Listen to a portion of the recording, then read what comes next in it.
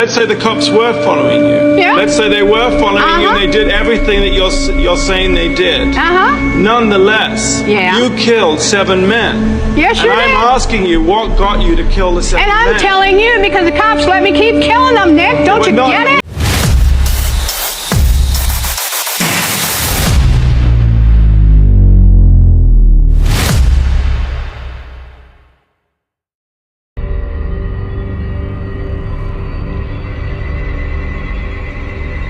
Welcome to Crime Lens, where we dive deep into the twisted minds of some of history's most notorious serial killers. From calculated murders to chilling obsessions, these criminals left a lasting impact on the world. In this video, we'll explore the disturbing lives of infamous figures like Ted Bundy, Aileen Wuornos, and Ed Gein, individuals whose crimes shook the very foundation of society. With each case, we uncover their motives, the terrifying acts they committed, and the lasting consequences they faced. Brace yourself for a journey through the dark and eerie world of serial killers, when nothing is ever as it seems. Welcome to Crime Lens, where the truth is more shocking than fiction.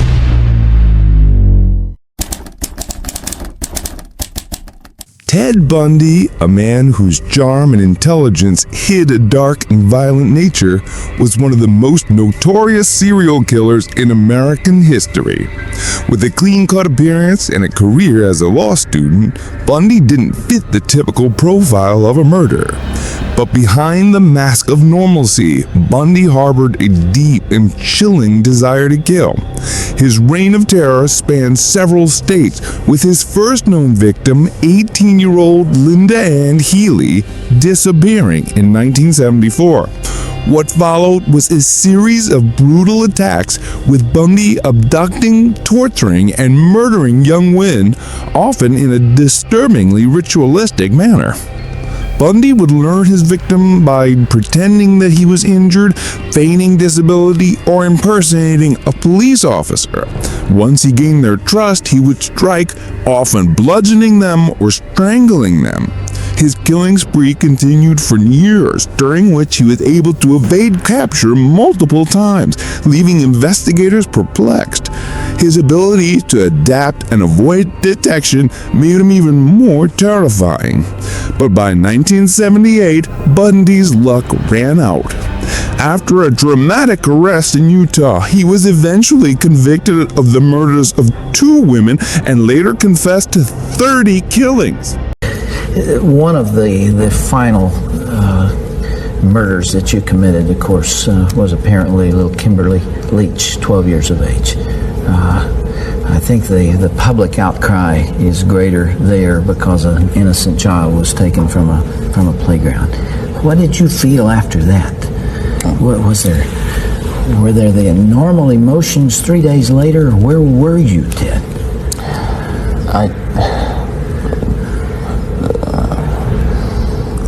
I can't really talk about that right now. That's too painful. Yeah. I would like to.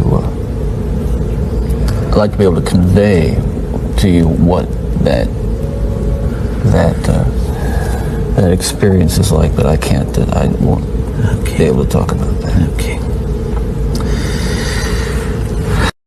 Bundy's trial was a media sensation, with his good looks and charismatic demeanor belying the savagery of his crimes. Ted's mail was as strange as anybody's mail could be. He got marriage proposals, lots and lots of women sent him pictures, some sent them nude pictures to him, dying for Ted to get back to them. Sentenced to death in 1979, Bundy spent the next decade on death row, making multiple unsuccessful appeals. In 1989, Bundy was executed in Florida's electric chair. His name would forever be etched in the annals of criminal history. Ted Bundy, even in death, stirred hatred.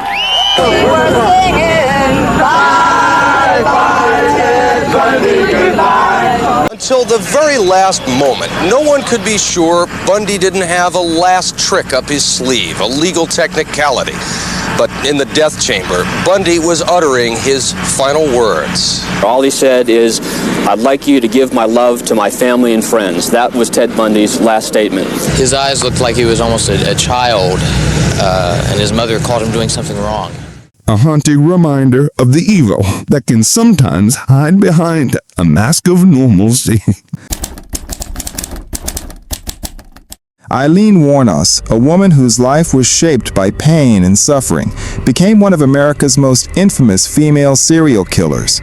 Her story is one of tragedy, desperation, and violence. Wuornos, a prostitute living on the fringes of society, began her killing spree in 1989. Her victims were men whom she claimed attempted to assault her while she was working.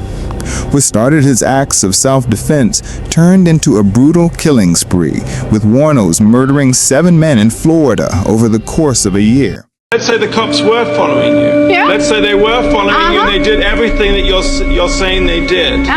Nonetheless, you killed 7 men. Yes, you did. And I'm asking you, what got you to kill the 7 men? And I'm telling you, because the cops let me keep killing them, Nick. Don't you get it? Not everybody is killing 7 people. So there must have been something in you that was getting you to do that. Oh, you are lost, Nick. So I was a hitchhiking hooker. Right. Running into trouble, I shoot the guy if I ran into trouble. Physical trouble. The cops knew it.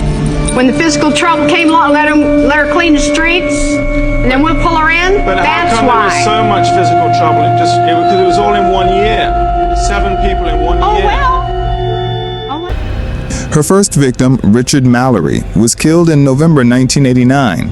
Over the next year, she murdered 6 more men, all of whom she had encountered during her time as a sex worker.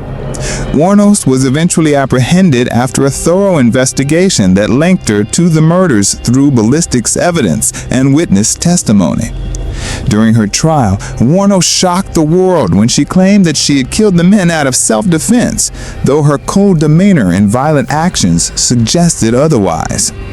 Despite her troubled past, including abuse and neglect, Wuornos was convicted of first-degree murder and sentenced to death.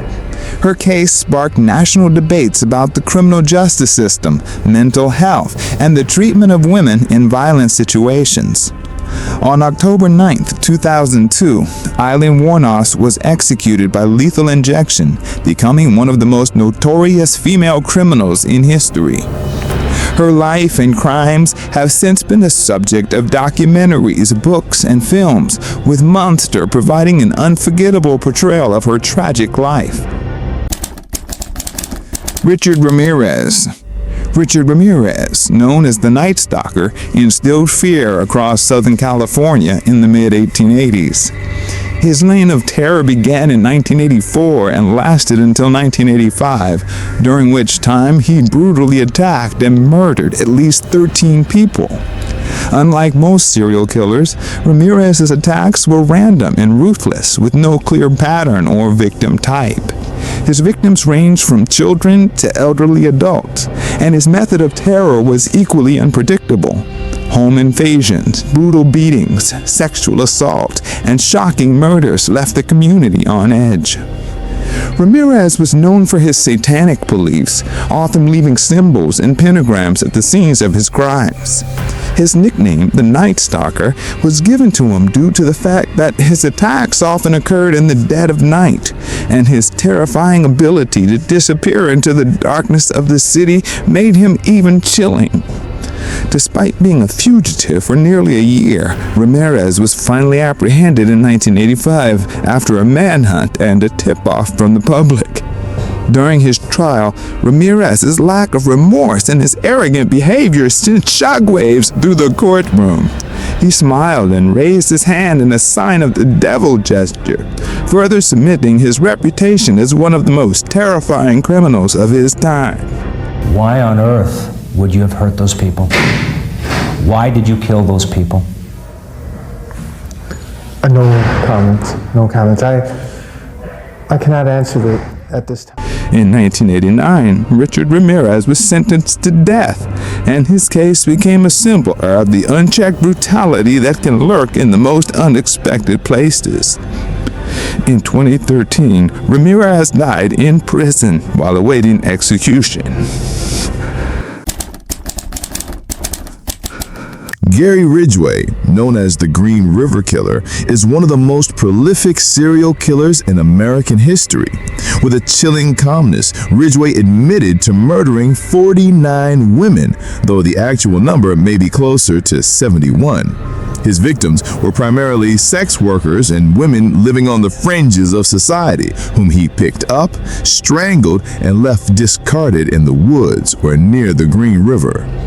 His cold and methodical killings spanned nearly 2 decades, starting in 1982 and lasting until his arrest in 2001.